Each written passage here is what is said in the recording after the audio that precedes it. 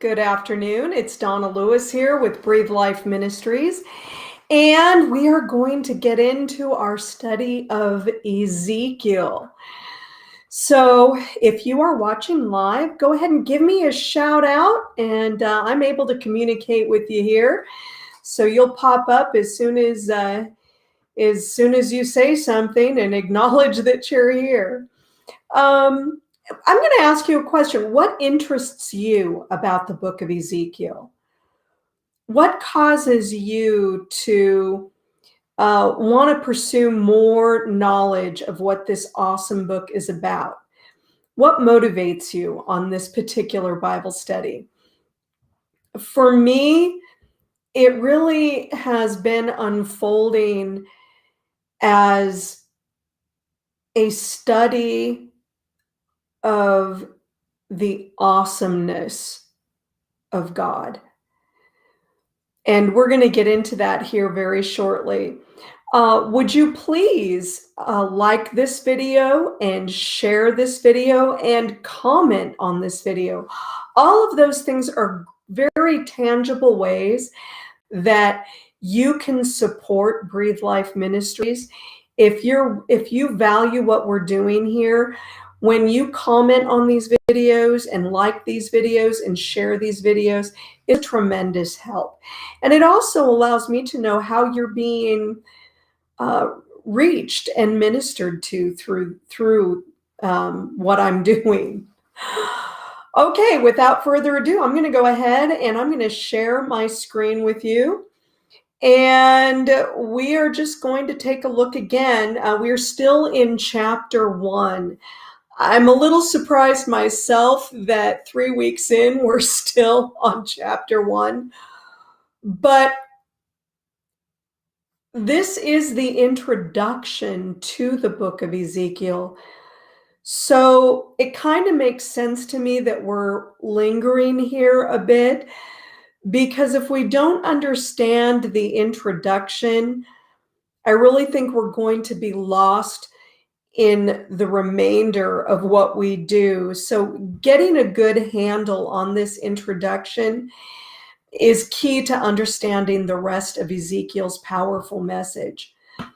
So let's go ahead and share the screen. And let's go to YouVersion and look at what it says here.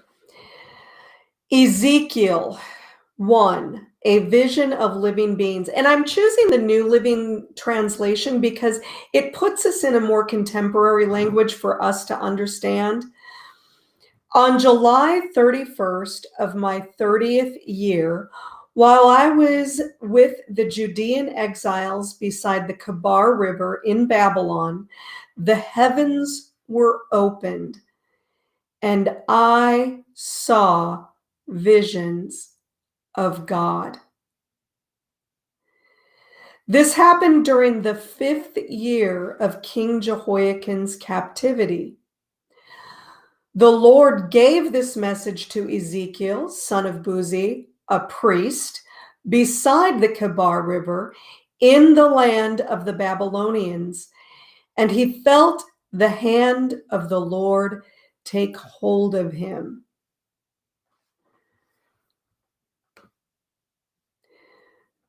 So what's going on here?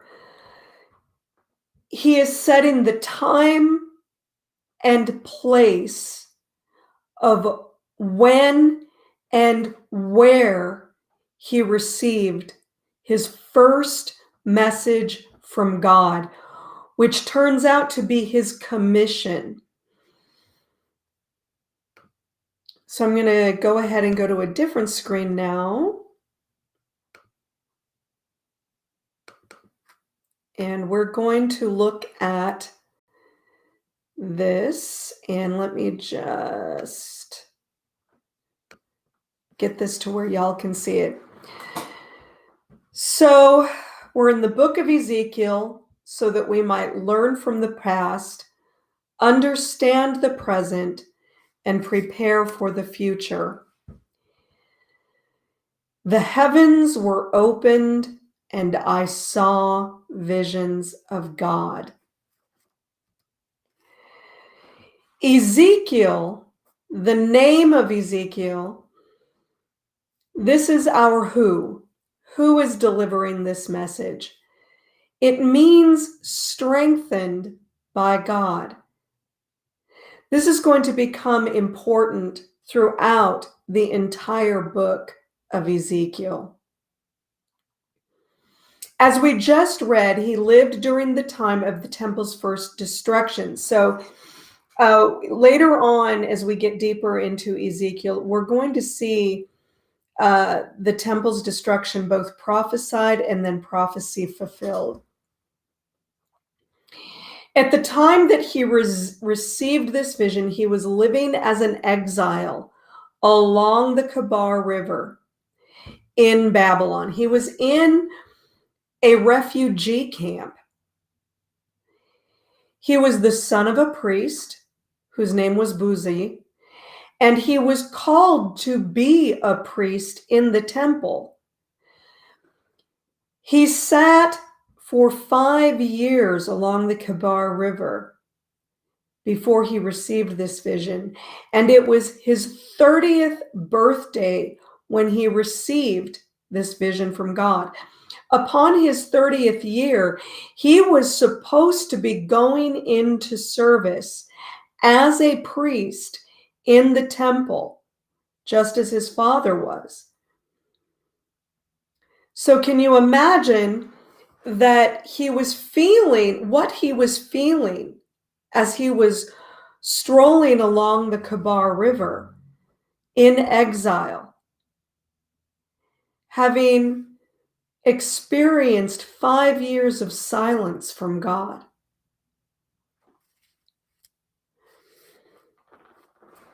Let's talk a little bit about the way the book of Ezekiel is organized. What we're going to be seeing in the days and weeks to come is that the organization of the book of Ezekiel can be put into 3 groups: judgments against Israel, judgments against other nations, and then a promise from God of restoration.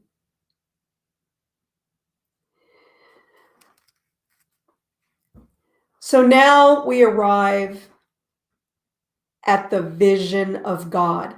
God breaks his silence with Ezekiel in glorious, awesome, terrible form.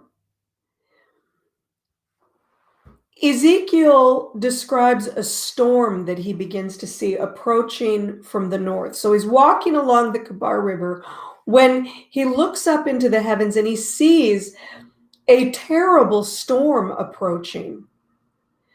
Thunderbolts, lightning, clouds, thick darkness, rumblings of terrible thunder.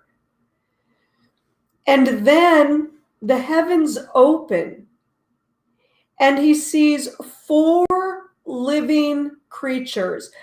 It could not be more bizarre. These 4 living creatures have 4 wings and 4 faces: one of an ox, one of a lion, one of an eagle, and one of a man, a human being.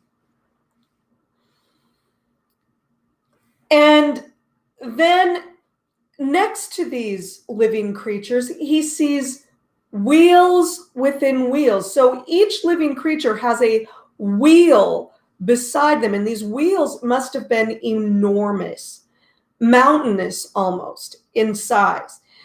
And they were full of eyes. And one wheel had another wheel intersecting it. So it actually became like a sphere, a ball, if you will. And suspended above these living creatures was this crystalline expanse. And a throne was seated on it. And on the throne was a being, a human-like form. What we learn is that this is the throne of God, and God is seated on that throne. And all about this vision is tremendous sound, roaring, thunderous, ocean-like sound. We get a sense of the terrible and wonderful awesomeness of God. Now, these visions can seem very confusing. There's so much detail to absorb. And it's taken me weeks to actually process what exactly Ezekiel was seeing and how to even begin to make sense of it. And that's what I'm going to try and break down for you now. The first and foremost ingredient in all of this that is extremely important for you to absorb is the wondrous nature of God.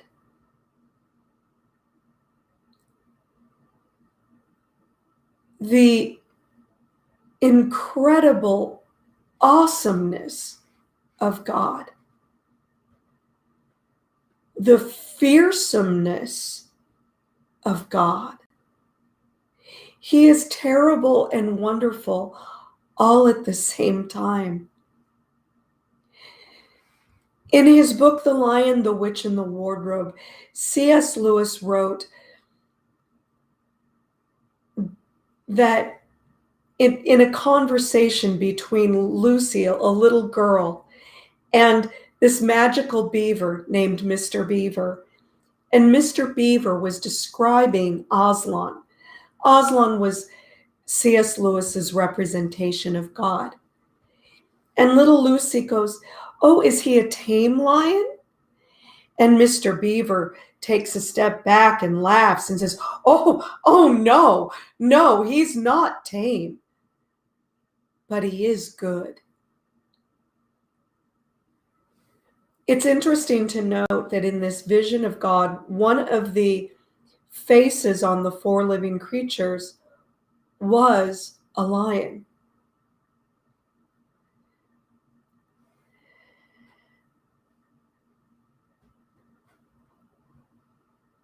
And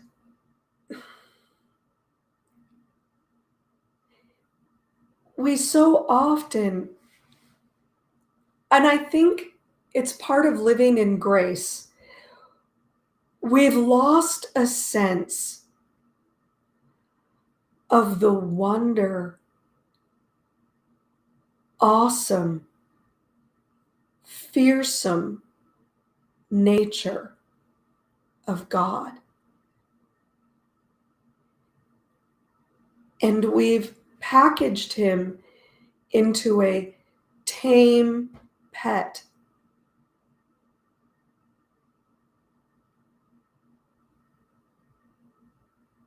He's our buddy, the guy upstairs.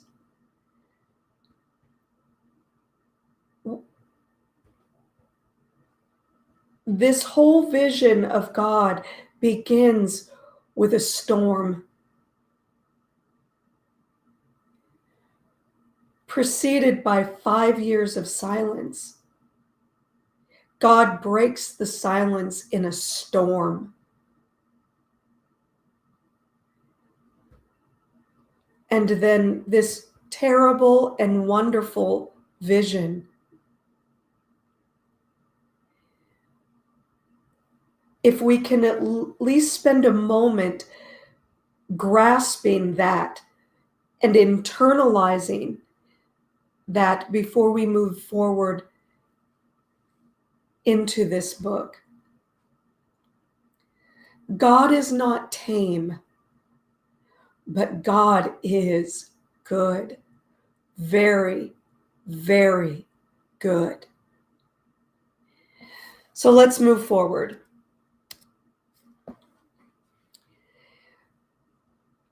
I was reminded of the book of Proverbs as I read this. The fear of the Lord is the beginning of wisdom. I would imagine that Ezekiel was crying out for wisdom. I am certain he had been crying out for wisdom for at least 5 years.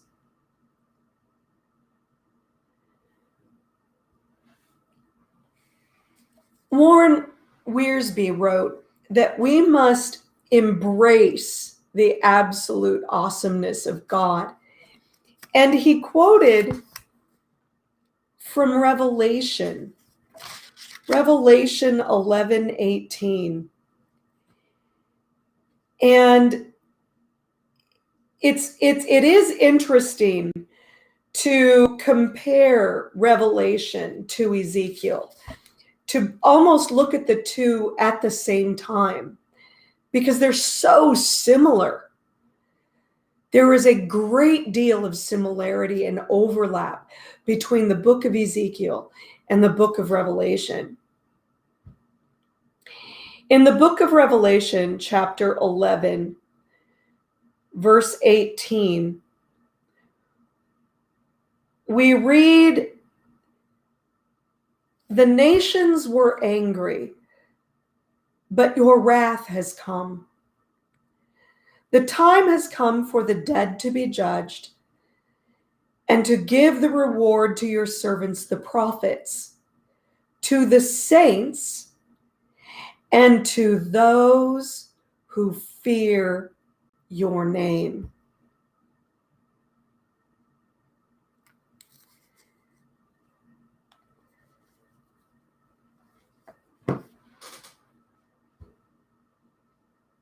We must enter into this study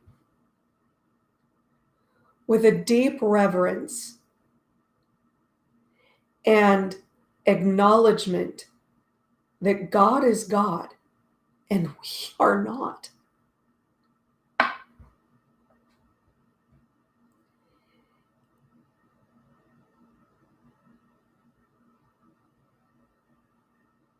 We might do well to question ourselves and ask ourselves,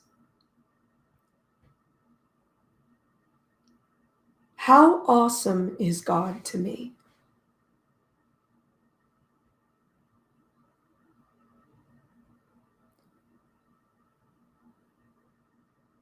How big and grand and marvelous and terrible in his power and his authority. How absolute in his justice. How pure in his nature, incorruptible, unbribable is God to me.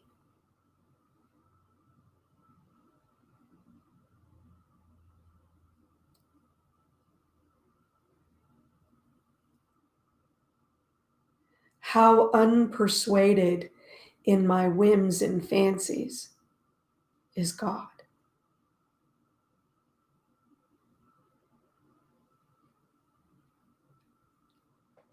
He is the creator. We are the created.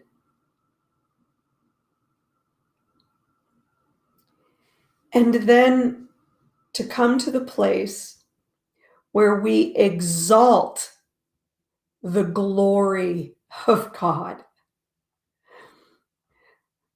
God is not tame, but he is good. He is incorruptible. He is uncorrupted. And he is eternal. And he is glorious. And I would encourage you to go ahead and look at 1 Chronicles 29, 11 through 13, where King David acknowledges the glorious wonder of God.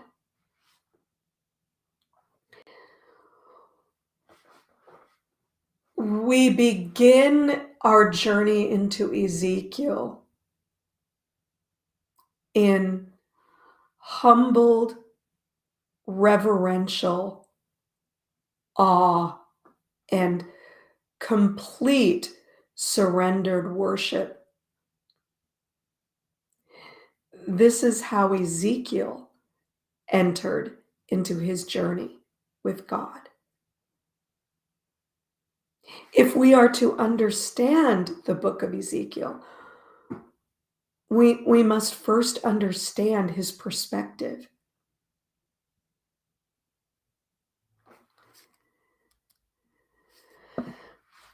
The message of Ezekiel is the glory of God, the throne of God, the name of God as the sovereign Lord, the Lord God, the Lord.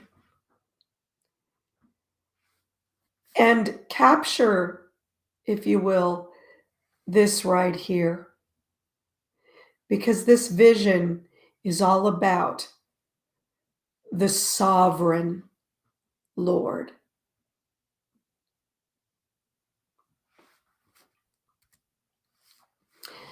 The purpose of Ezekiel's message is actually quite simple. It is a call to you and I, the created, to know that I am the Lord. Ezekiel 6:7. That you will know that I am the Lord. Again, it goes back to Proverbs 1. The fear of the Lord, the knowledge of the Lord.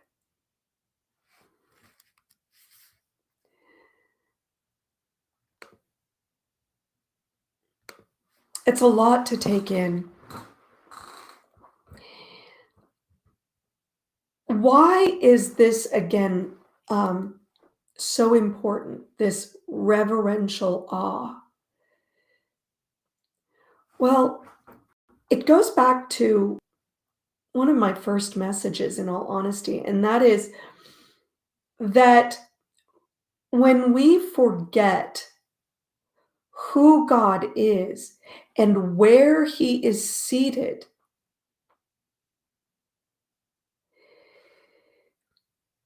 we begin to mistake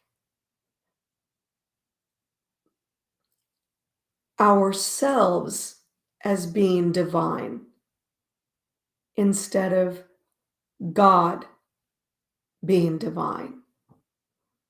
We begin to give credit to ourselves as though we had created ourselves instead of God being creator and us being the created. Notice the vision.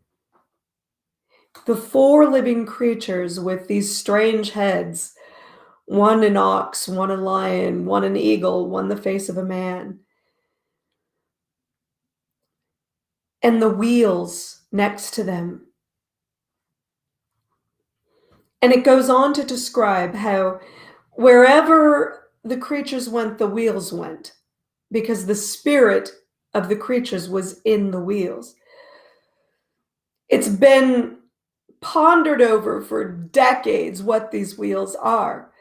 Well, I believe that these wheels are representative of God's sovereignty. God moves where he will. He doesn't change. Again, if you notice in the vision, the creatures never churned. Whenever they moved left or right, north or south, they didn't turn their heads. They just moved in that direction. And the wheel was within a wheel. So like I said, it looked like a sphere, like how you would support a sphere. And so it could roll in whatever direction it was moving. And then over that was the throne of God. God sits enthroned over man and creation. And he moves us wherever he will.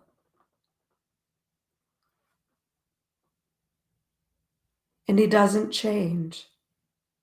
He doesn't turn his head and mistake one direction for another. No, he's intentional. He knows where he's going, and he's moving the affairs of man as he will. He sits enthroned above it all.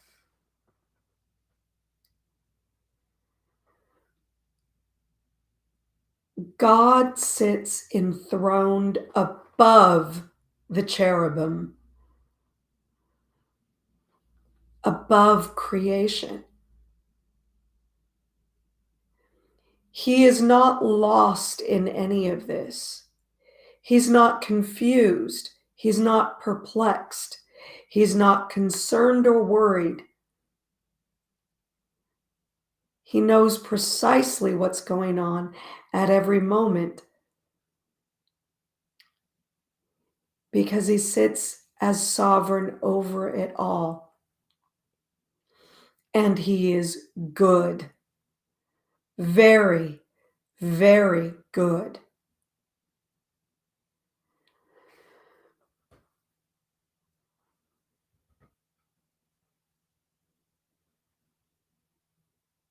The Israelites at the time that Ezekiel received this vision were in a terrible position, faced with,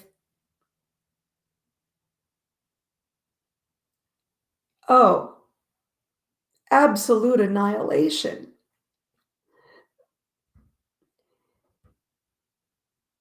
They were captives. Their king was captive.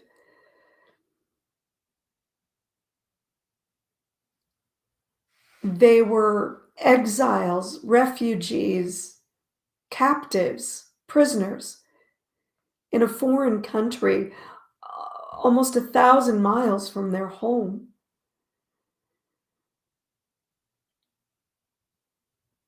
And things were not going to improve for them for a while.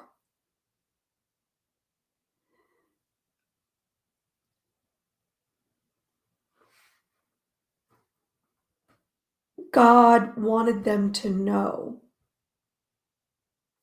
who he is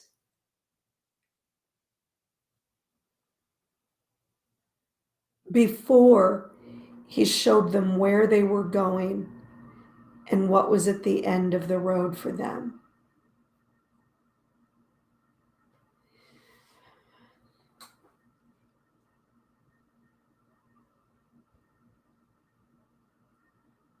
My call to you today, and I believe Ezekiel's call would be to us, that before we enter this journey into his book, we take time to reflect on who we are and who God is. I've included a study guide. You can see it along with this video. It's in the notes on this event page. I will be back next Tuesday with another study in Ezekiel, and we'll move into chapter 2. And again, please comment on this video. Please give me a shout out if you're watching right now. And just let me know what your thoughts are on this study, what questions you might have.